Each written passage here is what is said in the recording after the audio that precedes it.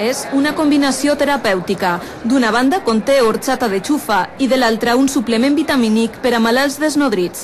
De la mescla que ha presentat un laboratori farmacèutic s'obté una horchata de xufa més nutritiva que mai. Aporta a aquests malalts la possibilitat d'un producte en el sabor que dona la horchata de xufa de València i en les propietats nutricionals i saludables que la mateixa horchata els aporta. Més de 700 professionals de la nutrició clínica han pogut tastar a València esta nova recepta que millorarà el sabor dels batuts que prenen els malalts desnodrits.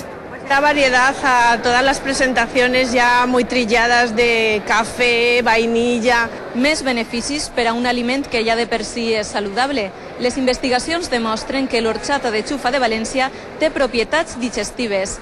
A més, es recomana especialment per a dones embarassades, ja que conté més ferro i potassi que a un got de llet. Esta horchata terapèutica s'utilitzarà als hospitals i també en els menjars a casa.